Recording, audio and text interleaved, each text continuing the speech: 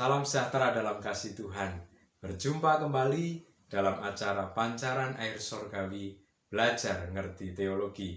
Topik kita masih melanjutkan topik sebelumnya, yaitu mitos oknum antikristus.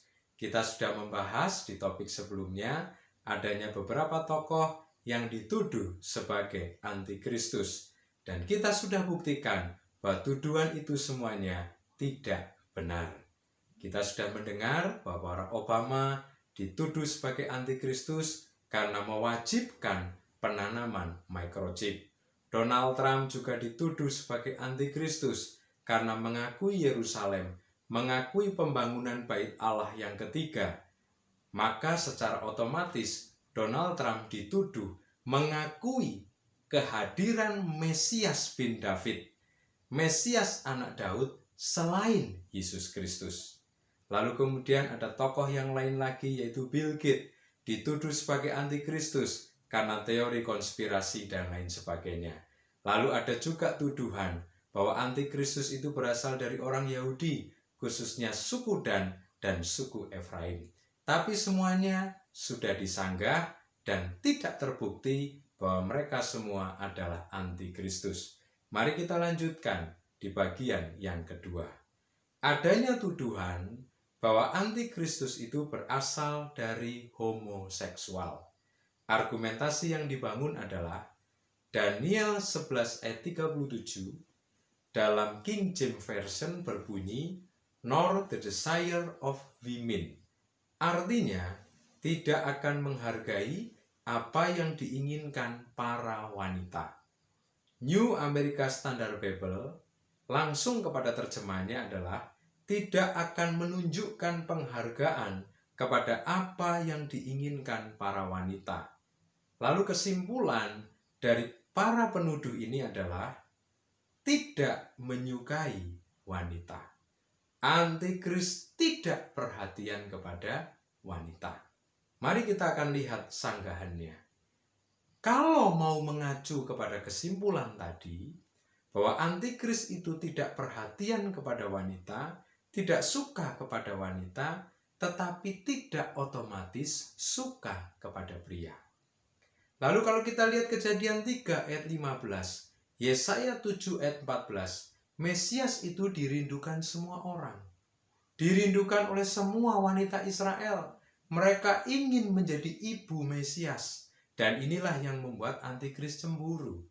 Berarti antikristus tidak suka kepada wanita karena wanita ingin menjadi ibu dari Mesias. Dan kalau kita perhatikan secara tepat dari Daniel pasal 11 ayat yang ke-37, sebenarnya yang tidak disukai oleh antikristus itu bukan wanitanya, tetapi apa yang dirindukan wanita. Apa yang didambakan oleh para wanita Israel, yaitu Mesias. Jadi antikristus yang dimaksud adalah sosok pribadi yang benci kepada Mesias yang dirindukan oleh para wanita Israel. Mungkin boleh kita gabung keduanya. Antikristus adalah sosok yang tidak suka kepada wanita karena wanita adalah ibu dari Mesias. Antikristus tidak suka kepada apa yang dirindukan wanita, yaitu Mesias.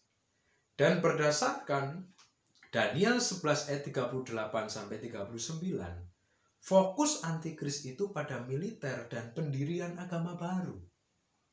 Ini adalah saran dari iblis. Fokus antikristus bukan orientasi seksual. Fokus antikristus bukan mengusung kesamaan hak yang sedang didengungkan oleh LGBT. Jadi saudara, jauh banget, jauh sekali.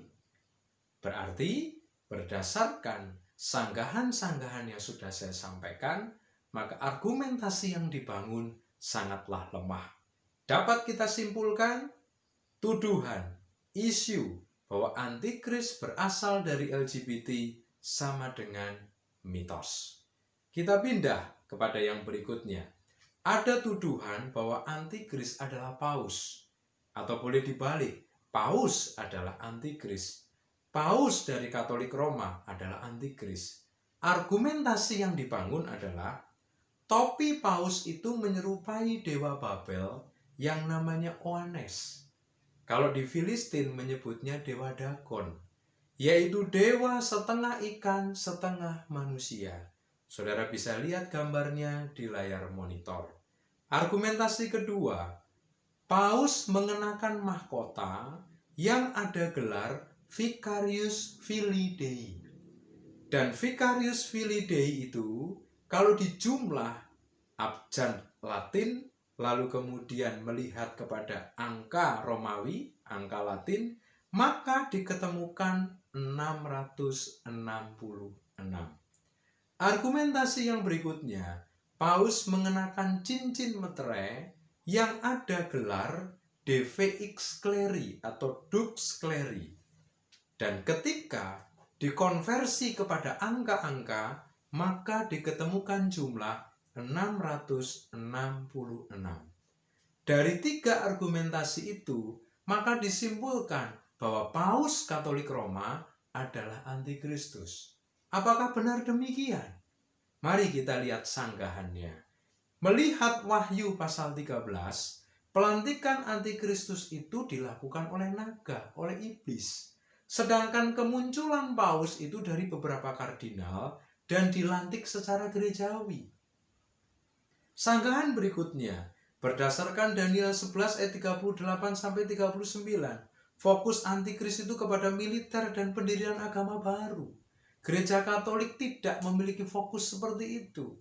Untuk mengakui Protestan saja masih butuh waktu, masih butuh proses yang panjang. Apalagi mau mengakui agama baru. Jika Paus adalah antikris, berarti sekarang sudah masa antikris. Karena menurut sejarah gereja, kepausan sudah ada sejak lama.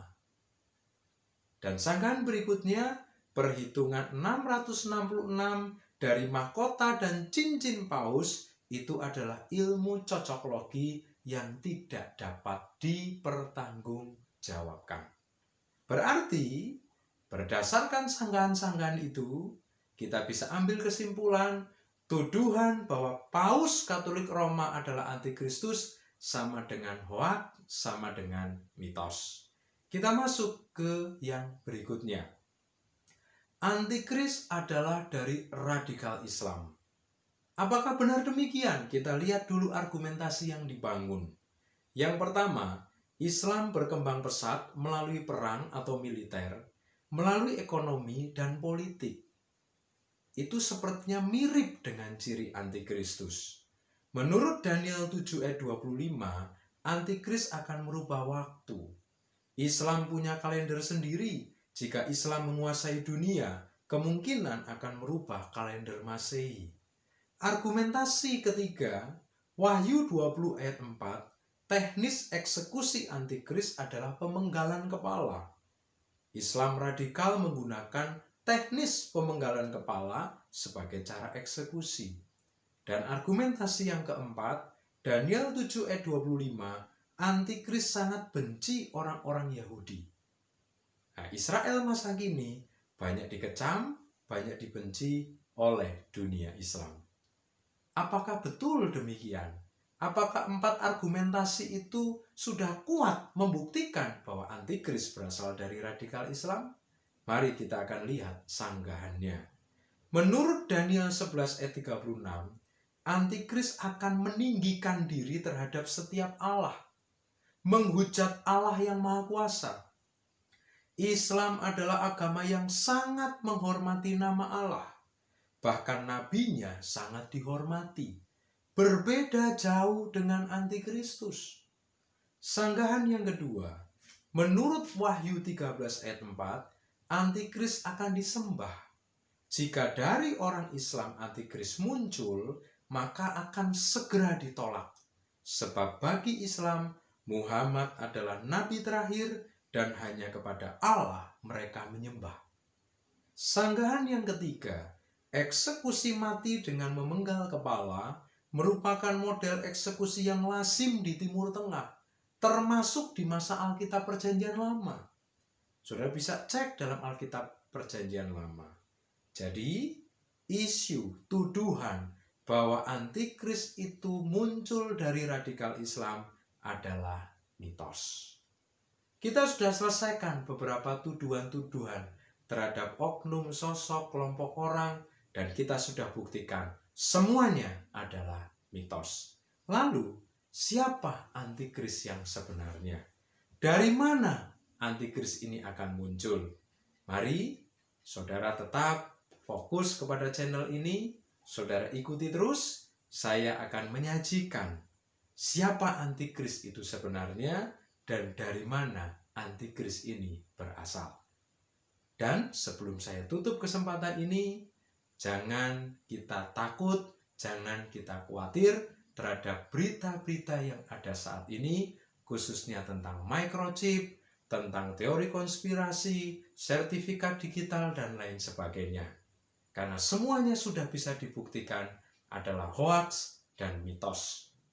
Teman saya memberitahu kepada saya, Pak, ada dokter hewan yang menanam chip kepada hewan-hewan peliharaan yang harganya mahal. Apakah dengan dokter hewan menanam chip, maka dokter tersebut dikatakan antikris? Tentu tidak.